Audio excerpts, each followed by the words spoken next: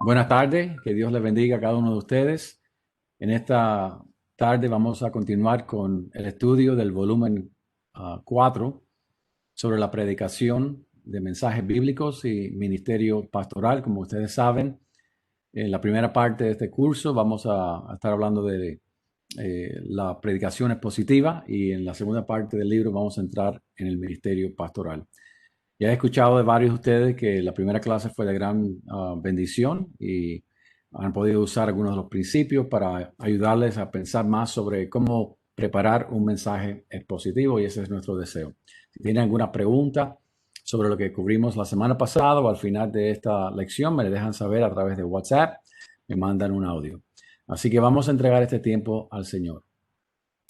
Padre, gracias te damos por esta oportunidad. Pedimos, Señor, tu presencia y tu bendición para nosotros. Señor, prepáranos como estudiantes de tu palabra y como predicadores de la Biblia y también como maestros de la Biblia, a entender cómo entender el concepto básico de las escrituras que vamos a enseñar o predicar. Señor, pedimos tu presencia aquí, que nos ayudes, nos bendiga y que esto sea aplicable a cada uno de los estudiantes. En tu nombre oramos. Amén. All right, vamos a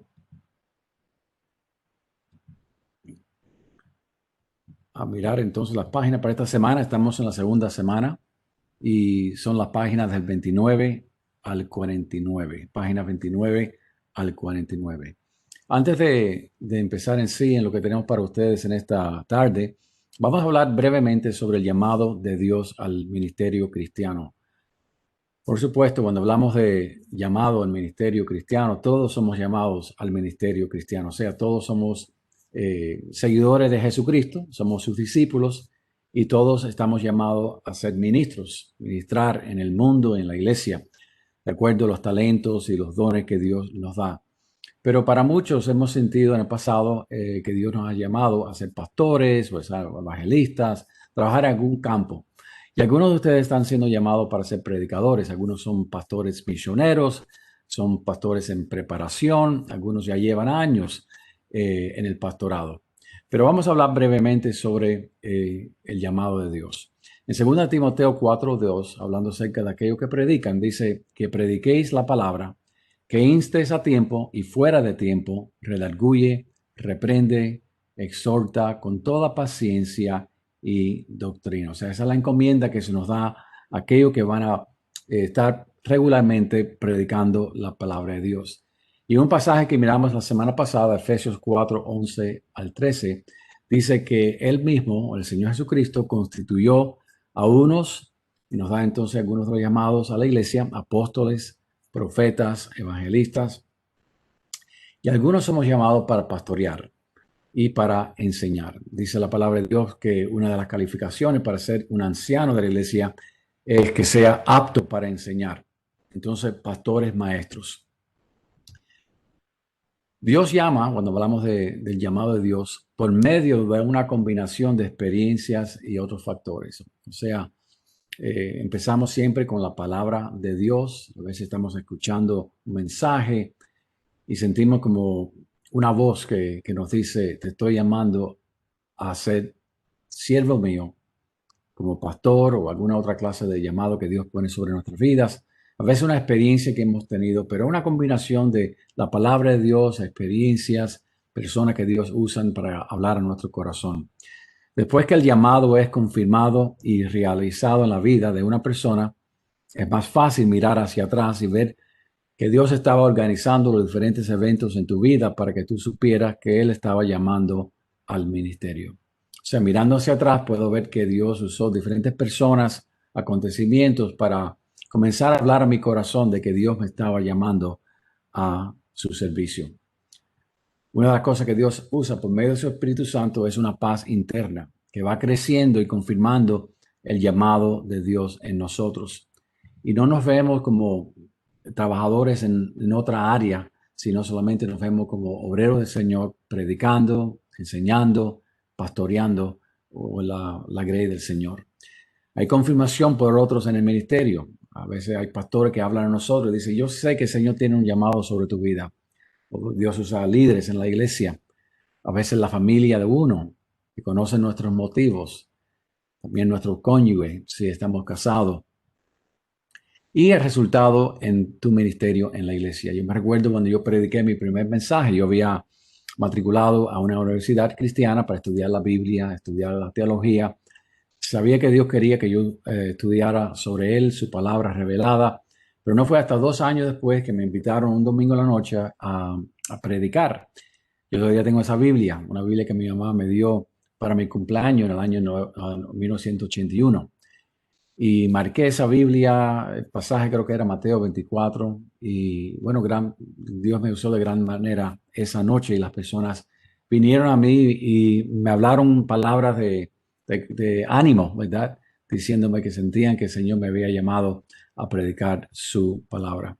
Hay gran gozo en el ministerio y cuando hay gozo en servir al Señor, uno no se ve haciendo nada más en este mundo, ¿verdad? Hay otros trabajos que uno pudiese pero lo que más satisface, lo que más trae gozo para la persona que es llamado al tiempo completo, al ministerio cristiano, es servir al Señor en el campo que sea, ¿verdad? Así que algunos puntos solamente sobre el llamado de Dios. Si tú eres joven y sientes que Dios te está llamando, a veces uno se siente incapaz, se siente que no es fiel, que no es suficiente y todo eso es correcto.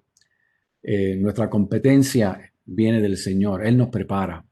Digno, no hay nadie digno. Aunque tú crezcas en el Señor a través de los años, siempre te vas a sentir como no eres digno porque servimos al Dios santo, santo, santo, al Dios que es fiel. Y nosotros muchas veces somos infieles, pero a pesar de nuestra infidelidad, Dios en su misericordia nos ha escogido y nos llama y nos usa. Así que Dios te bendiga a ti si tú estás aún todavía en ese proceso de determinar si es la voz de Dios que tú estás sintiendo, oyendo o no. El Señor será fiel y Él te llamará y te capacitará, como ha hecho en mi vida. La semana pasada hablamos de la predicación expositiva y compartimos esta definición de Haddon Robinson. Haddon Robinson fue un maestro de homilética por muchos años en diferentes seminarios y explicamos detalladamente esta definición.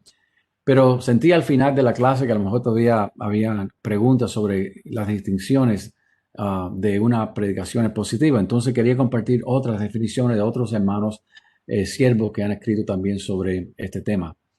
John Stott, un gran teólogo, escribió en su libro sobre la predicación lo siguiente, hablando de la predicación expositiva.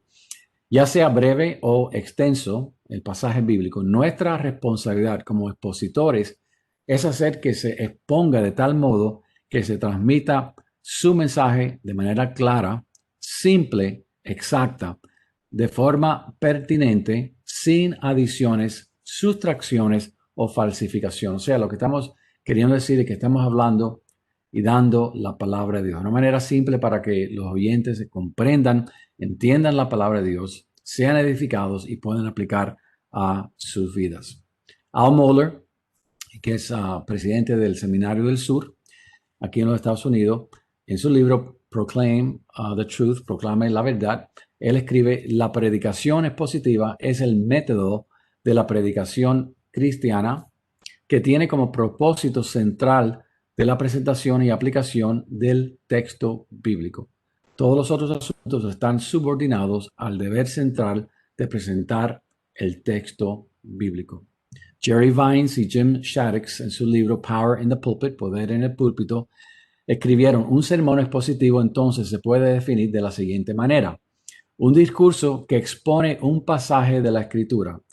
Estando notando, ¿verdad? Desde la semana pasada que lo que estamos diciendo es que vamos a predicar la palabra, no vamos a predicar idea de hombre, filosofía, vamos a predicar, exponer, explicar, aplicar la palabra de Dios. Entonces él dice: un discurso que expone un pasaje de la Escritura se organiza en torno a un tema central y las divisiones principales que brotan del texto determinado. Y luego aplica su mensaje de manera decisiva a los oyentes. Stephen J. Lawson, muy popular hoy aquí en los Estados Unidos, tremendo siervo del Señor y predicador, experto también en la homilética. Él escribe que la palabra expositivo conlleva la idea de explicar el significado de un texto, La palabra predicar describe la manera con la que se lleva esta instrucción y explicación. O sea, la manera. Cada uno de nosotros somos diferentes, con diferentes dones y talentos, diferentes manifestaciones de esos dones en cada una de nuestras vidas. Algunos son más elocuentes que otros, está bien. Entonces, la manera que usted prepara, comunica esa verdad bíblica va a ser diferente. Usted no va a ser como yo no voy a ser como usted. Hay ciertas cosas que podemos imitar los unos de los otros, pero al final del día usted tiene que ser usted y no tratar de ser otra persona. La predicación expositiva es el tipo de predicación que comienza con un pasaje de las Escrituras y explica la intención del autor de ese pasaje. Muy, muy importante, una distinción de la predicación expositiva. Explica la intención del autor de ese pasaje, a la vez haciendo la aplicación con la exhortación a la vida del oyente. Entonces dijimos que cuando hablamos de una predicación expositiva debe tener ciertas características. Lo primero, ante todo, es que en una predicación bíblica expositiva, el pasaje gobierna al sermón. O sea, usted no está libre para básicamente leer un versículo y después decir todo lo que usted quiera, de la manera que usted quiera, completamente ajeno a lo que está aquí en las escrituras. El pasaje gobierna al sermón. El sermón, o perdón, el expositor comunica un concepto o la idea principal que está ahí. Esto lo vamos a mirar en este día. El concepto proviene del texto. De nuevo, usted no quiere practicar la eisegesis, sino usted quiere practicar la exégesis.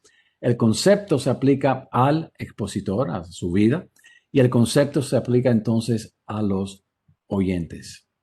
Miramos varios textos la semana pasada, no vamos a mirar a todos ellos, pero están estos tres que son fundamental: exégesis, hermenéutica y la palabra homilética. Exégesis tiene que ver con sacar el significado, usando la observación de la gramática, del vocabulario, del trasfondo histórico, gramatical, mirando todo lo necesario para dejar que fluya el significado del texto bíblico. La hermenéutica tiene que ver con la interpretación, buscando, analizando, usando los géneros interpretativos que hemos estudiado, ¿verdad? Para tratar de entender y después aplicar ese texto a la vida. Y la homilética tiene que ver con los principios, la estructura, la introducción, el cuerpo del mensaje, la conclusión, todas las cosas que tienen que ver con la comunicación de esa porción bíblica.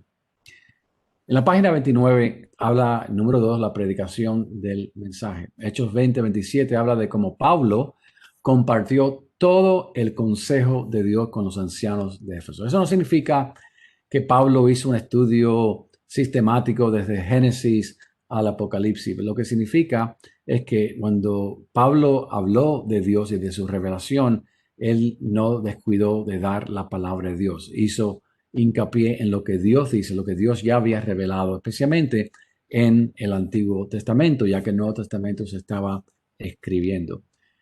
El autor de currículos recomienda predicaciones sobre los libros de la Biblia en lugar de temas.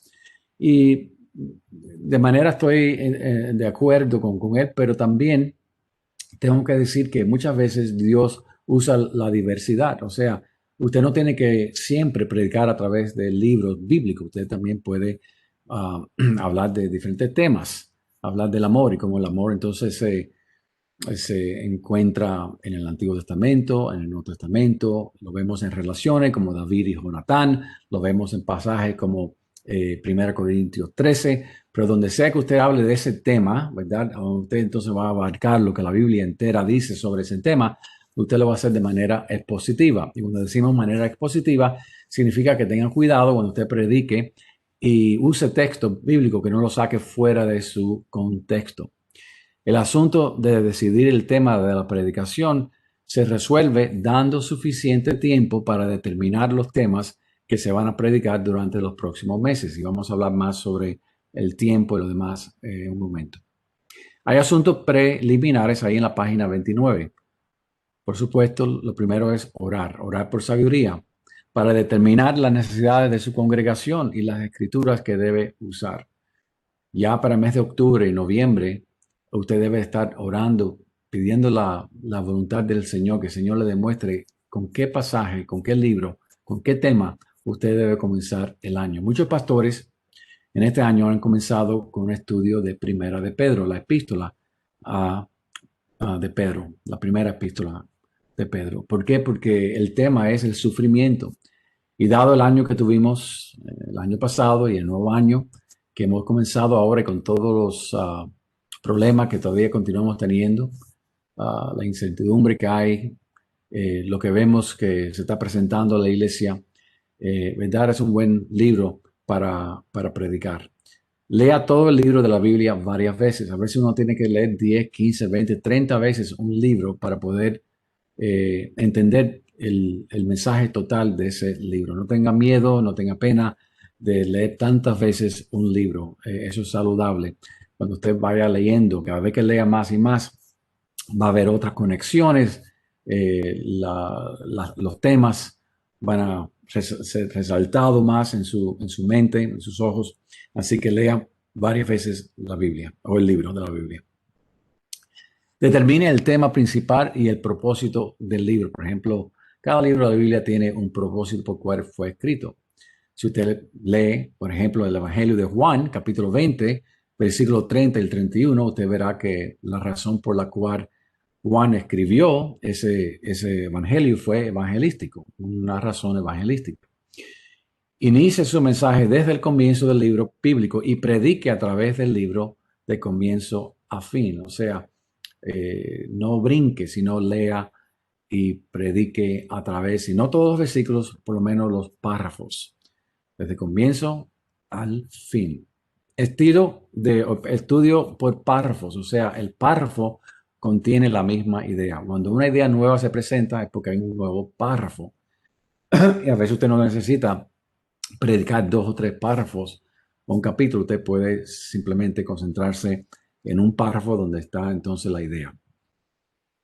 Para un estudio por libro de la Biblia, lea para entender, eso es el exégesis, lea el contexto, el trasfondo, todas estas cosas. Y en el curso número 1, página 4092, habla acerca de la importancia de la observación, interpretación y aplicación. Regresa ahí a ese curso número 1, volumen 1, para un repaso. Determine la idea o el concepto principal del pasaje. Esto es muy importante y lo vamos a desarrollar en este día. El libro dice que el secreto para una predicación expositiva eficaz está en la habilidad de descubrir la idea principal del pasaje bíblico elegido y construir el mensaje alrededor de esta verdad. Cuando hablamos de idea principal, nos referimos a una declaración resumida de la verdad principal que enseña el pasaje.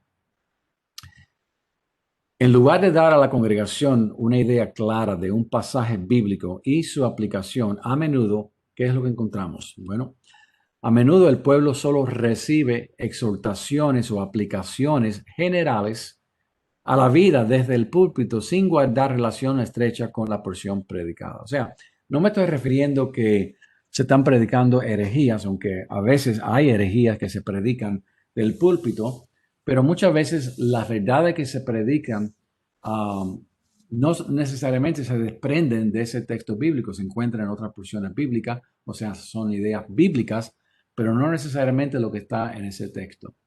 Y aparte de eso, cuando uno no está bien preparado, lo que hace es que da una serie de exhortaciones y aplicaciones y ejemplos y lo demás que muchas veces no tienen correlación o tienen muchos temas donde la persona de verdad no es edificada en un tema solamente, sino sale con un sinnúmero de ideas y no puede decir de manera concreta de qué trató el mensaje.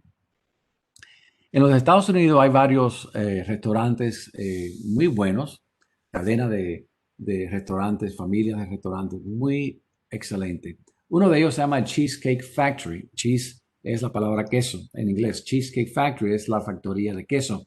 Y en sí, ellos son conocidos por 2 cosas. Primero, son conocidos por unos postres hechos de queso de guayaba, con queso y chocolate con queso y hay como 30 sabores.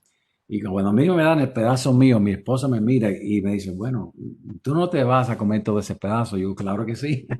Ese es mi pedazo, ese es el tuyo. Tú te llevas mitad para la casa, pero yo me voy a comer el mío. Pero el Cheesecake Factory también es conocido porque cuando usted llega le dan un menú y ese menú tiene como 100 páginas. Es kilométrico. Y casi todos los platos son buenos, pero es difícil escoger. Hay tanta variedad que cuando uno sale de ahí, uno dice, wow, ¿qué comiste tú? ¿Qué comiste aquel? Todo el mundo comió algo diferente, no son conocidos como un restaurante particular, ¿verdad? Ahora, contraste ese restaurante con uno que se llama The Chick-fil-A. Chicken es pollo en inglés. Chick-fil-A solamente sirve pollo, sándwiches de pollo, papitas y un batido de leche con diferentes sabores, ¿verdad? Pero si usted sale de Chick-fil-A, usted comió pollo.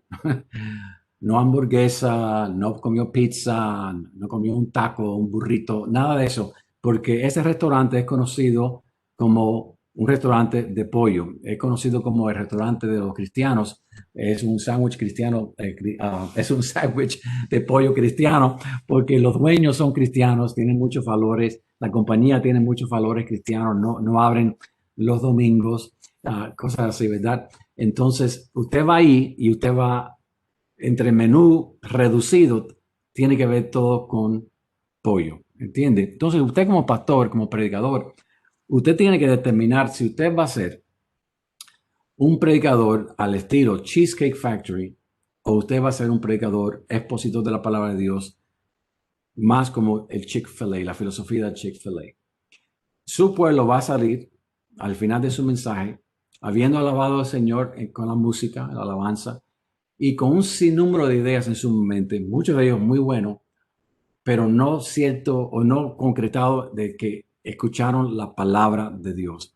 O van a salir con un tema que usted ha podido desarrollar desde la porción bíblica que usted usó y lo aplicó a la vida cotidiana de los oyentes.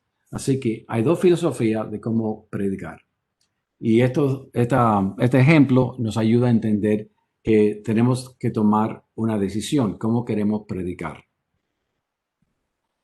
El libro dice que el secreto para una predicación expositiva eficaz es la idea de dar una idea principal, el concepto de una idea principal sacado del pasaje bíblico y estoy de acuerdo. Ahora, preparación, porque uno dice, wow, eso está bien, pero me suena como si esta clase de predicación toma tiempo. Oh, sí, lo fácil es subir al púlpito diciendo, bueno, Espíritu Santo, me pongo en tus manos, habla lo que tú quieres. Y hay personas y pastores que piensan de esa manera, que el Espíritu Santo los prepara y que ellos no tienen que hacer su propio estudio o lo demás. Entonces, el punto de partida para nosotros es la oración, la administración del Espíritu Santo, pero eso no nos descuida o eso nos quita que nosotros debemos de descuidar el estudio de la palabra de Dios. Entonces, sí, esto demanda tiempo. Si usted conoce bien un pasaje bíblico, digamos el libro de Filipenses, usted lo ha predicado antes, ha hecho el estudio teológico de trasfondo y conoce bien el vocabulario y ha leído y conoce muy bien el libro, a lo mejor en cuestión de 4, 5, 6 horas usted puede preparar un mensaje expositivo con introducción, el cuerpo y la conclusión. Pero si usted no conoce bien una porción bíblica que va a predicar, entonces posiblemente usted necesita 15, 20 horas de estudio para prepararse bien. Entonces usted dirá, pero yo no puedo cada semana poner 15, 20 horas exacto. Entonces usted tiene que entonces planificarse. Si usted va a hacer una serie, digamos, del libro de Primera de Pedro, usted necesita empezar 2 meses antes o 3 meses antes a leer de manera repetida el libro de Primera de Pedro. Tratar de memorizar lo más posible el libro de Primera de Pedro. Entender bien el mensaje ahí. Entonces, cuando está acercándose ya a esa semana número 1, cuando usted va a predicar y usted comienza ya a bosquejear de manera más detallada y ya a armar su mensaje, ya usted se está familiarizando con ese mensaje. Y en oración usted sigue preparando, pero cuando llegue el momento usted no necesita 15, 20 horas, porque esas horas ya usted la fue poniendo meses antes en su preparación. Comienza un estudio de un libro bíblico meses antes del primer sermón. Hay libros como el libro de Jeremías, el libro de Hebreos, el libro de Apocalipsis, que demandan meses de estudio antes que uno entonces predique el primer mensaje. La B, determine la idea principal, tema y complemento. Esto es fundamental para la manera que nuestro seminario enseña la predicación expositiva. Lo primero es que usted tiene que determinar cuál es el tema del pasaje del texto bíblico y cuál es el complemento. Ahora, esto es nuevo para muchos de ustedes. Para muchos de ustedes, esta es la primera vez que ustedes escuchan estos temas, este vocabulario de tratar de decidir cuál es el tema de un texto bíblico y cuál es el complemento. Y se le va a hacer bien difícil. Es como si tenemos que programar nuestro cerebro para pensar de esta manera más disciplinada sobre el texto. Sea usted pastor, maestro, alguien que tiene grupos pequeños o está enseñando la Biblia a otros o discipulando, habrá momentos que usted tiene que enseñar la Biblia. Y entonces es importante que usted también sepa cómo determinar cuál es el tema y cuál es el complemento. Y aún más, yo diría que en nuestro tiempo devocional, en lugar de simplemente leer un capítulo de la Biblia y decir, ¿cuál es el texto que me habló más a mí? Sin dar más tiempo a analizar un poco más lo que uno está leyendo, no es la mejor manera. Uno debe de leer de manera devocional, pero cuando tenemos tiempo, reflexionar sobre lo que estamos leyendo, tratar de entender un poco. Y si decimos que Dios me habló, bueno, me habló lo que está en su palabra, o sea, no es un concepto foráneo, místico, que está flotando en el aire, que viene a mí, pero no tiene que ver nada con lo que está ahí en el texto. Entonces, esto es un ejercicio bastante difícil para muchos, será un poco más fácil para algunos, posiblemente, pero yo los quiero exhortar a que no se den por vencido, que hagan las tareas y usted verá que usted va a poder tener la victoria aquí. Entonces, cuando hablamos del tema, la pregunta que vamos a responder es, ¿cuál es el tema del pasaje? O sea, ¿de qué se trata este pasaje? Cuando hablamos de complemento, estamos diciendo, ¿qué dice el autor respecto de este tema? O sea, tenemos el tema, de qué se trata, o el sujeto, de qué se trata este tema. Y el complemento es, ¿qué estamos diciendo? ¿Qué dice el autor sobre ese tema? Recuerde dos cosas. El pasaje en sí mismo va a determinar el contenido del mensaje. Eso es una característica de un mensaje positivo. Es el pasaje, es el texto, es el párrafo, es el capítulo, es la unidad la que va a determinar, perdón, el contenido del mensaje. El contenido del mensaje debe construirse en base a la idea, concepto o verdad principal. Un mensaje bíblico debe desarrollar una idea principal y luego reiterar la idea principal, explicar la idea principal, ilustrar, apoyar, comprobar, ampliar, desarrollar y aplicar la idea principal del mensaje. La idea principal se va a dar en la introducción. La idea principal se va a dar en los puntos mayores. Se va a dar muy a menudo en las transiciones. Se va a dar en la conclusión y se va a dar entonces en la aplicación. Entonces, cuando el pueblo suyo salga, y usted le pregunta en la puerta, ¿de qué predicó el pastor? Ellos van a saber exactamente cómo responder esa pregunta.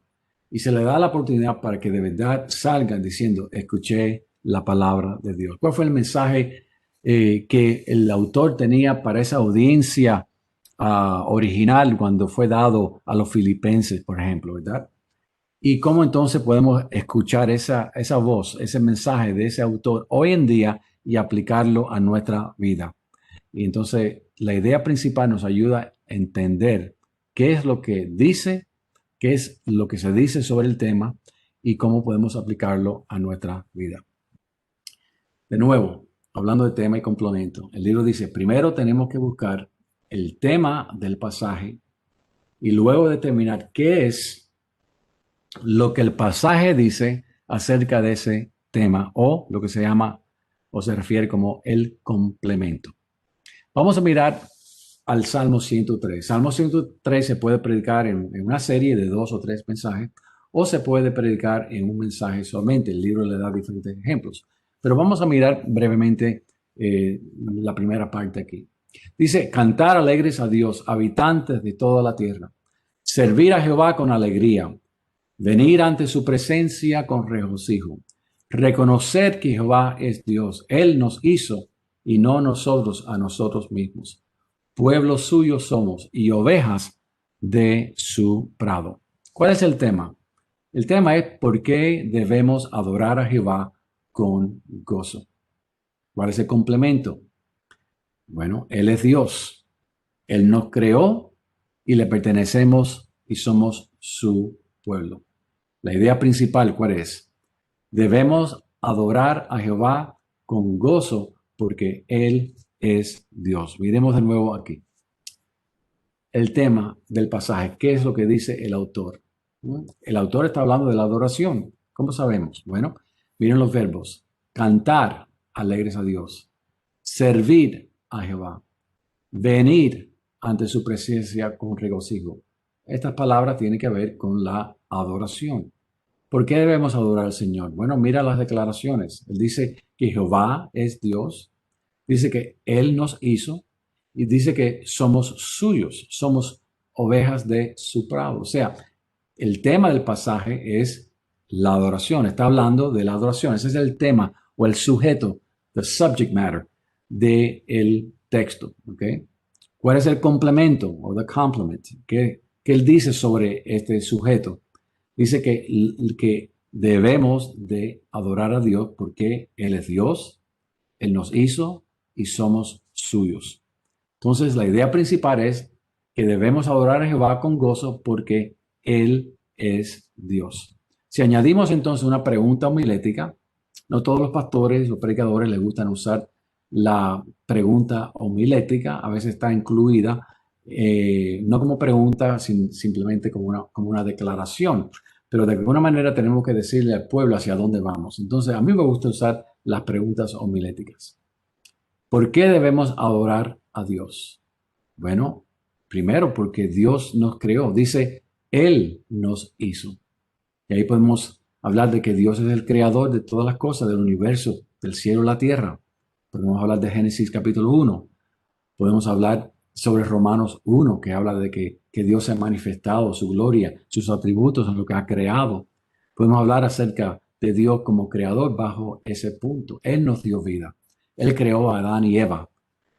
Él creó a todos los habitantes de la tierra. Ahí podemos entonces desarrollar ese tema un poco. Podemos dar una ilustración, podemos dar una anécdota y podemos hacer entonces una transición al segundo punto. ¿Por qué debemos adorar a Dios? Bueno, ante todo porque Dios nos creó. Dice la palabra que Él nos hizo. ¿Y quién es Dios? Hablar de eso. Pero segundo, porque somos pueblo de Dios. Dice, pueblo suyo somos. O sea, nuestras vidas le pertenecen a Dios. No somos libres para andar y creer y hacer lo que nos dé la gana, porque le pertenecemos a Él. Por creación y por redención, somos su pueblo. Y en tercer lugar, no solamente debemos adorar a Dios porque Dios nos creó, porque somos el pueblo de Dios, pero Él es nuestro Dios, ovejas de su prado. Él es el buen pastor. Y podemos entonces desarrollar ese pensamiento ahí. Entrar por sus puertas, la segunda sección, con acción de gracias, por sus atrios con alabanza. Alabarle, bendecir su nombre, porque Jehová es bueno, para siempre es su misericordia y su verdad por todas las generaciones. ¿Pueden observar ahí el tema de qué está hablando el salmista? ¿Pueden observar cuál es el complemento? El tema es, ¿por qué debemos alabar a Jehová y darle gracias? ¿Cuál es el complemento? Porque Jehová es bueno. ¿En qué sentido es Dios bueno? Su misericordia es eterna y su verdad no nos deja estar en la oscuridad, su verdad por todas generaciones. Entonces, ¿cuál es la idea principal? Debemos alabar a Jehová con acción de gracias porque Él es bueno. Su amor y su verdad para con nosotros nunca se acabará, nunca terminará. Entonces, ¿cuál es la pregunta homilética? ¿Por qué debemos alabar a Jehová y darle gracias?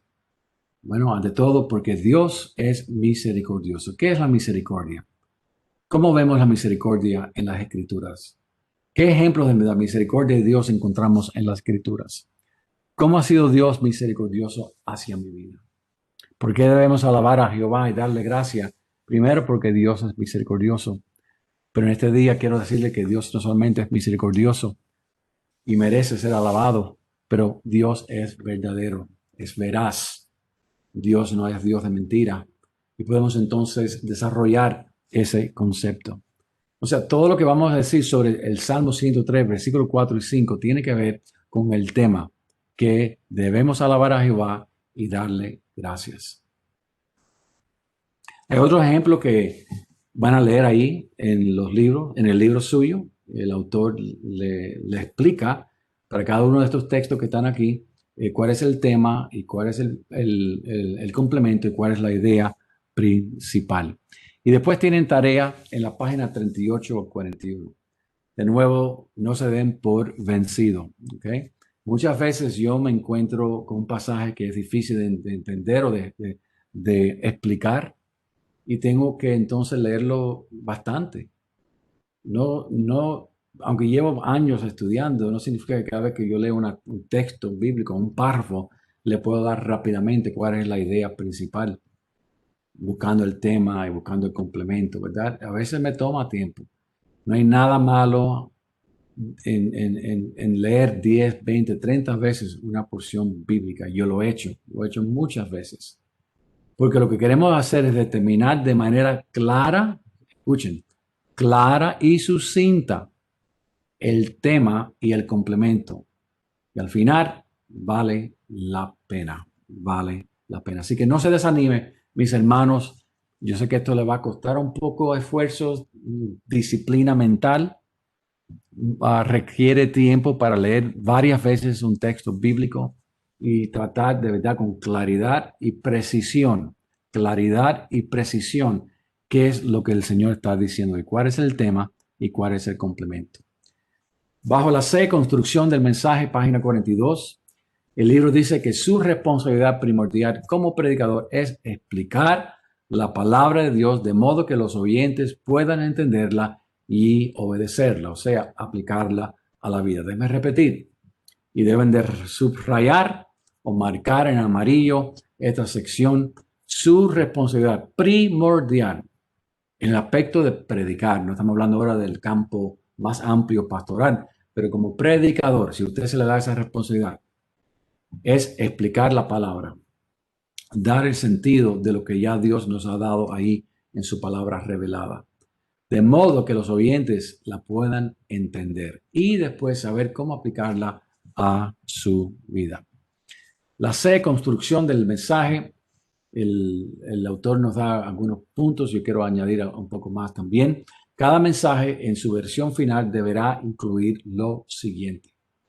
Introducción, la idea principal, o sea, alguna anécdota, alguna declaración, algún texto bíblico, alguna pregunta.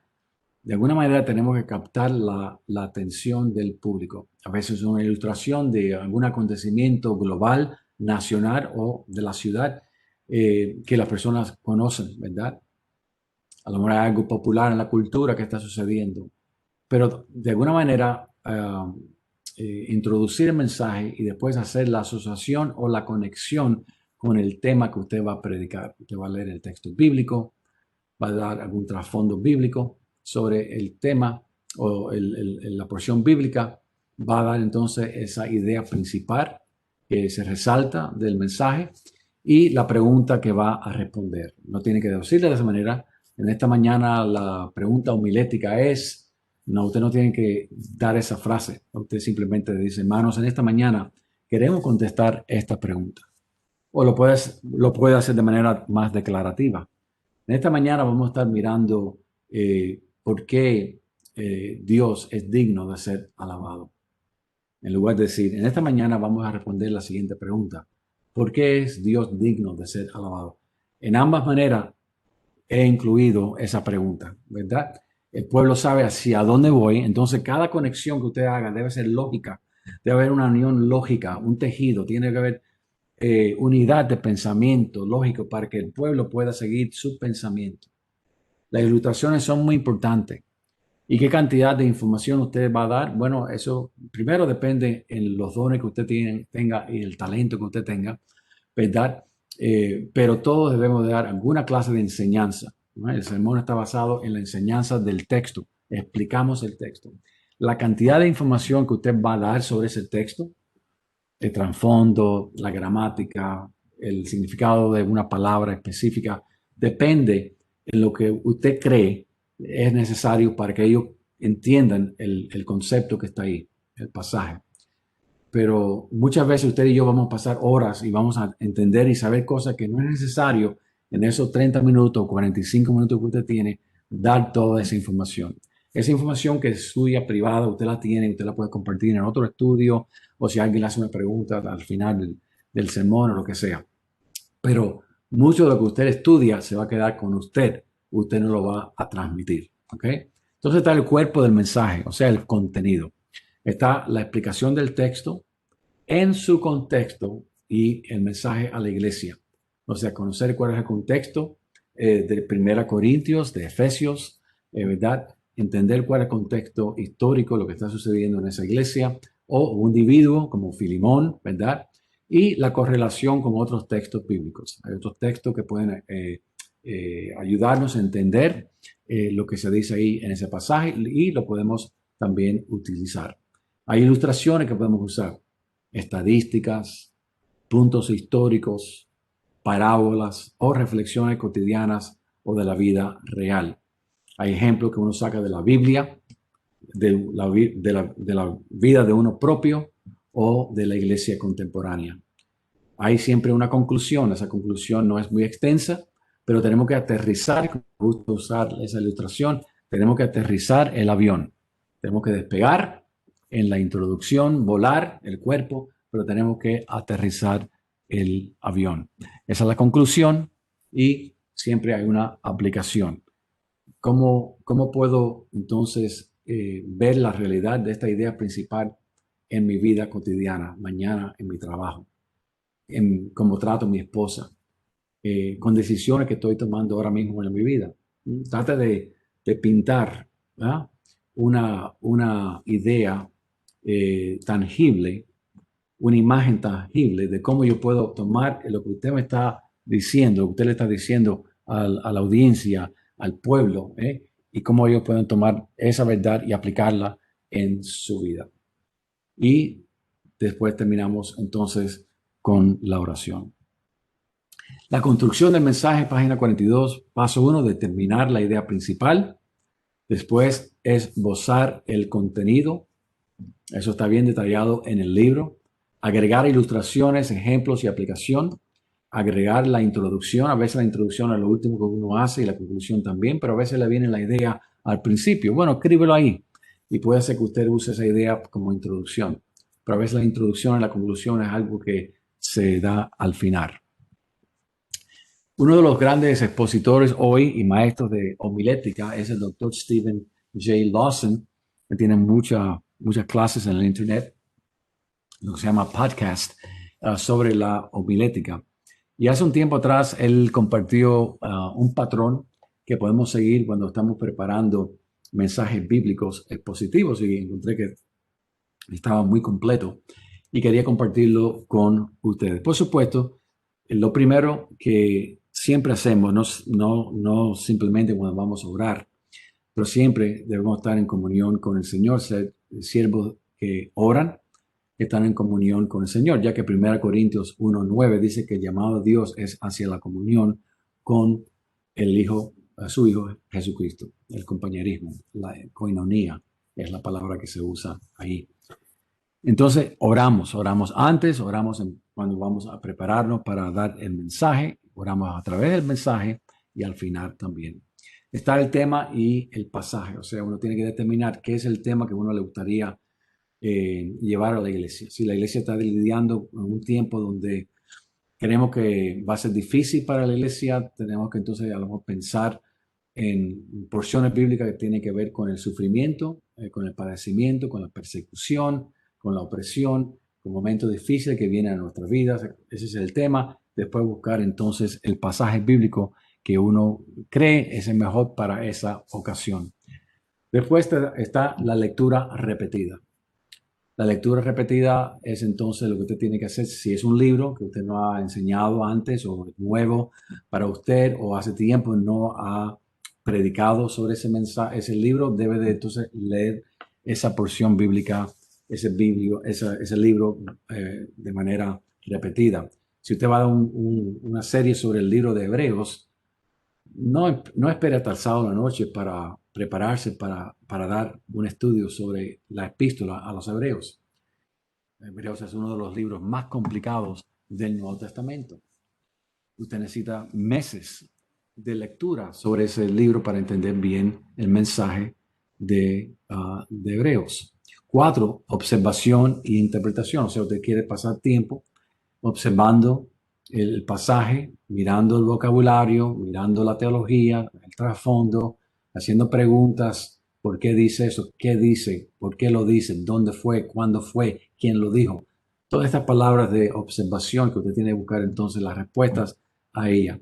Y la interpretación, usando diferentes principios de la interpretación, como hemos estudiado. Hay géneros um, literarios, ¿verdad? En la Biblia. No toda la Biblia es epístola. A veces estamos estudiando la ley o estamos estudiando la profecía o estamos leyendo los evangelios. O sea, son porciones de la Biblia que deben de ser interpretadas de acuerdo a normas interpretativas para esa clase de literatura en la Biblia. Entonces, la observación, la interpretación, bosquejo original. El bosquejo original no es el bosquejo que usted va a usar final, o sea, el bosquejo homilético. El bosquejo original es básicamente usted ha estudiado esa porción bíblica y usted está bosquejeando esa porción bíblica usando el vocabulario que está ahí mismo en esa porción, en ese párrafo, en ese capítulo o demás. Usted está simplemente poniendo cuáles son las declaraciones mayores, los puntos menores, cláusulas que están bajo los puntos mayores, y usted está dando un bosquejo ahí, usando el texto que está ahí, que le ayuda. Es un bosquejo original. Usted ha comenzado sin buscar fuera de su propio estudio, sin ayuda fuera. Usted está tratando de crear un bosquejo original de lo que está diciendo esa porción bíblica. Después es que usted entra en los comentarios. Fíjense, usted oró, usted determinó el tema, el pasaje, leyó de manera repetida o el libro o la porción bíblica hasta que tuvo la oportunidad de entender mejor el mensaje, hizo la observación, hizo la interpretación, trató de bosquejear esa sección ahí, y ahora que usted abre los comentarios para tratar de entonces escuchar lo que otros dicen sobre el significado de esos versículos que usted está estudiando. Pero antes de ello, usted hizo su tarea por su cuenta, ¿verdad? El único momento que usted va al comentario antes de este punto aquí es cuando a lo mejor está hablando de una ciudad o alguna costumbre que usted necesita un comentario, un diccionario bíblico para ayudarle a entender en sí el significado de una palabra o lo demás. Pero en términos de un comentario más exhaustivo, usted espera hasta que usted haga toda la tarea primero antes de entrar a los comentarios. 7, reevaluar el bosquejo. O sea, usted escribió un bosquejo original, pero ahora después de leer los comentarios y reflexionar un poco más, usted quiere entonces ahora decir, bueno, estoy correcto en estos puntos que yo puse como puntos centrales cuando no son centrales, o la idea que está aquí en este bosquejo es preciso o tengo que hacer alguna clase de cambio, ¿verdad? Ahí es donde usted entonces reevalúa el bosquejo. 8, escriba el mensaje. Sí, me escuchó correcto. Algunas personas, algunos maestros, algunos pastores dicen no voy a escribir, solamente tengo el texto, me subo, ahí subo al púlpito y predico. Bueno, le quiero recomendar que escriba palabra por palabra su mensaje. 2.500 a 2.700 palabras equivale a 30 minutos de exposición, ¿ok? Para que tenga una idea. Palabra por palabra. Si usted dice, no, eso es muy difícil para mí, no lo quiero hacer, bueno, escriba parte de su mensaje. Hay beneficio, le ayuda a de verdad determinar qué es lo que usted cree, lo que usted quiere decir, la manera que lo quiere decir que es mejor. Una vez que usted está en el púlpito, usted comienza a hablar. A veces hay momentos que uno ha dicho algo y después uno dice, wow, ¿por qué yo dije eso? ¿Eh? Y le salió mal, equivocado una frase o no usó la anécdota correcta porque en ese momento pensó algo y después dijo, de verdad esforcé esa ilustración, de verdad no tiene que ver nada con lo que estaba diciendo. Cuando usted escribe su mensaje palabra por palabra, wow, hace una diferencia increíble. No significa que usted tiene que ir entonces con el púlpito y leer básicamente 3,000 palabras. No, no estoy diciendo eso, pero sí le va a ayudar a concretarse, disciplinarse en escoger el vocabulario correcto, usar las transiciones correctas, estar seguro que hay un fluir lógico en su pensamiento y lo demás. Una gente dice, no, pero el Espíritu Santo no está ahí. Claro que sí. El Espíritu Santo está con usted desde el principio, a través de la preparación y al final, cuando está ahí predicando. El Espíritu Santo usted lo invita a ser parte del proceso completo. Es un error creer que el Espíritu Santo solamente trabaja sin que uno se prepare. Uno ora, uno invita al Espíritu de Dios que nos ayude cuando estamos aún leyendo los comentarios para estar seguro que lo que uno lee es correcto, es bíblico, es la explicación correcta, ¿eh? Todo eso. Pero les recomiendo que escriba su mensaje y lo tiene archivado para uso futuro también. 9, refinar el mensaje. O sea, después que usted ha hecho, tomado todos estos pasos, usted comienza a refinar el mensaje. Usted se da cuenta después de leerlo varias veces que dice, bueno, este punto está un poco flojo, necesito otro texto bíblico para respaldar este punto, ¿verdad? Y eso es lo que usted está haciendo cuando está refinando el mensaje. 10, familiarización con el mensaje. Yo diría que ya para el jueves o el viernes ya su mensaje debe estar completo. Entonces usted tiene el sábado y posiblemente el domingo en la mañana para familiarizarse con ese mensaje. Usted lo sigue leyendo, leyendo, leyendo, leyendo, leyendo, subrayando, circulando ciertas palabras. A lo mejor ya después llevando solamente un bosquejo porque usted está bien familiarizado con los puntos que usted quería presentar o quiere presentar. De esa manera usted no tiene que estar atado a sus notas. Ya yo estoy en un punto que si me familiarizo suficiente con un texto, no tengo que siempre estar leyendo todo el tiempo. Puedo leer un poco, pero ya sé a dónde voy. Y aunque no diga a lo mejor exactamente palabra por palabra, como dije, algo ahí cuando lo estaba escribiendo, ya entiendo el concepto y lo puedo entonces comunicar.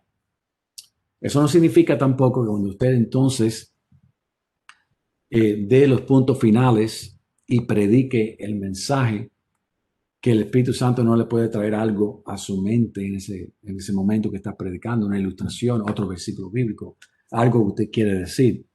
O sea, estamos abiertos siempre a cómo el Señor nos mueve y ponemos nuestro trabajo delante del Señor. Señor, para la gloria tuya, esto es el trabajo.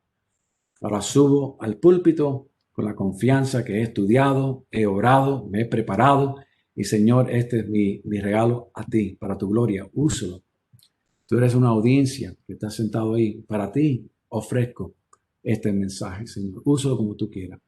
El Espíritu de Dios habla a través de mí. Pero el Espíritu Santo va a usar mucho de lo que usted ya preparó. ¿Por qué? Porque usted lo había invitado a él antes, desde el principio, en todo ese proceso. Entonces, predique. Los puntos finales, que no hablé aquí, el número 11, es para que entonces a veces hay una anécdota, algo que le viene a la mente, que uno dice, esta es la mejor ilustración con la cual voy a concluir. Usted tenía algo ahí, pero no era la mejor. Y esos puntos finales, cuando a usted le viene una idea y entonces usted quita y pone algo diferente. Esos son los puntos finales que a veces hay una ilustración que usted no tiene, con la cual quiere aterrizar el avión y sigue trabajando, pensando un poco y al final le viene a su mente y eso es lo que usted incluye ahí. Por último, predica el mensaje y evalúa el mensaje, ¿sí? Evalúe su mensaje. Eso significa no que usted le va a dar una F, una A, una B, una C, una D necesariamente. En su mente usted sabe, hice el trabajo, pero había una porción ahí que no creo que fue clara. La gente no entendieron muy bien. Hace poco yo prediqué un mensaje y después de predicarlo me puse a meditar y dije, wow, nunca traté con el asunto de cómo ese pueblo que Cristo, a quien Cristo le habló, aplicó en su contexto histórico la palabra del Señor. Brinqué desde el significado del texto a cómo lo podemos aplicar hoy en nuestra vida. Pero el pueblo de Israel estaba luchando con la opresión romana y otras cosas, y el Señor les habla ahí en el Sermón del Monte, y hay aplicación que Él estaba pidiendo que ellos hagan en su vida. Bueno, ¿qué clase de aplicación? ¿Qué significaría para ellos tomar ese mensaje del Sermón del Monte y aplicarlo en el contexto de ellos a sus vidas, verdad? Entonces yo evalué mi mensaje. En la próxima vez, cuando yo predique ese mensaje, voy a añadir ciertas cosas. A eso me refiero cuando digo evaluación del mensaje. Así que estos son los puntos que da el doctor Lawson. Creo que son excelentes. Creo que lo podemos usar. Usted va a cultivar su manera de predicar y preparar mensajes. A veces uno tiene un bosquejo de cómo preparar un mensaje, los puntos que uno va a seguir, pero a veces el punto 4, a veces uno lo introduce en el 1, el 2 lo introduce en el 5 y lo vamos viendo porque la mente de cada uno de nosotros trabaja diferentemente, ¿verdad? Pero mientras que hagamos todas estas cosas de estudiar, entender bien, observar, interpretar, dar un bosquejo, dar el sentido correcto del texto, refinar el mensaje, escribirlo. Yo le quiero exhortar a que traten de escribir palabra por palabra su mensaje. Y recuerde que el secreto está familiarización con ese texto, ¿verdad? Con lo que usted escribió, para que no esté atado a sus palabras, a sus notas, ¿verdad? Tratar de hablarle al pueblo, hacer contacto ojo con ojo, ¿verdad? Al pueblo, ¿verdad? Mirar para acá, mirar para el centro, mirar para la derecha, hablar con las personas, como si estuviéramos sentados tomándonos una taza de café, hacerlo personal, ¿verdad? Así que espero que esto haya sido de ayuda. Lo último que quiero compartir en términos del objetivo de una predicación expositiva de Stephen Lawson. Él dice esto: en la verdadera predicación expositiva debe haber la lectura del texto, la enseñanza del texto y la exhortación con el texto. La predicación expositiva informa la mente, fíjense, o sea, hay un aspecto académico, cógnito, ¿verdad? Informa la mente, enciende el corazón, ahí están las emociones, e impulsa la voluntad de las personas hacia la aplicación. La supuesta predicación que solo instruye a la mente no es un sermón, sino una conferencia. La supuesta predicación que solo toca el corazón no es un sermón, sino una mera devoción. La supuesta predicación que simplemente desafía la voluntad no es un sermón, sino una manipulación. La verdadera predicación expositiva debe abordar los tres aspectos de la vida interior de una persona: la mente, la emoción y la voluntad. Cualquier cosa menos no es la predicación expositiva. Creo que esta es una cita excelente que podemos aplicar en nuestros mensajes. Así que, hermanos, estamos en la segunda semana. Estamos en la página del 29 al 49. Recuerden que en febrero, el 22 de febrero, tendremos predicaciones en vivo. Tenemos espacio para 5 mensajes, estudios, pero hasta ahora no tengo nombre de nadie. Así que tenemos 200 y pico de estudiantes y hasta ahora no tengo nombre. Así que los mensajes serán mensajes positivos de acuerdo a lo que le hemos estado enseñando, y serán mensajes de 7 a 10 minutos máximo para traer un pensamiento, una prédica. Así que si usted siente el deseo de traer la palabra de Dios, no se preocupe si usted no tiene mucha experiencia. Esto es para cualquiera que quiera traer un mensaje, un estudio bíblico, para hombres o mujeres, no importa, piénselos si quiere como hombres, un sermón, si eres una hermana, quieres traer un estudio bíblico, no hay problema, pero usando estas normas de la exposición bíblica. Así que predicaciones en vivo el 22 de febrero, y necesito que ustedes consideren ser parte de esas predicaciones, ¿ok? Así que Dios le bendiga ricamente Estaremos en vivo este lunes. Si usted desea estar en vivo, tenemos solamente espacio para 100 personas o grupos que pueden entrar en vivo porque el sistema nuestro solamente permite hasta 100 personas. Así que si usted desea, mándeme su nombre y su correo electrónico y yo entonces le enviaré una invitación el lunes en la tarde. La clase es de 7 a 9 de la noche, horario aquí de los Estados Unidos. Así que chequee el horario suyo en su país. Que Dios le bendiga. Gracias, Padre, por este tiempo. Pedimos, Señor, que tú uses todo lo que hemos compartido para edificar la vida de los pastores, de los expositores, de la palabra de Dios, para los hermanos y las hermanas que dan la palabra de Dios en algún contexto, en algún estudio de escuela dominical, en un grupo discipular, un grupo pequeño, o que están discipulando a otros, Señor. Pido que cada uno de nosotros podamos tomar estas normas homiléticas y las podamos aplicar a nuestro estudio de la palabra. Te alabamos, Señor, te damos gracias. En tu nombre oramos. Amén. Que Dios la bendiga.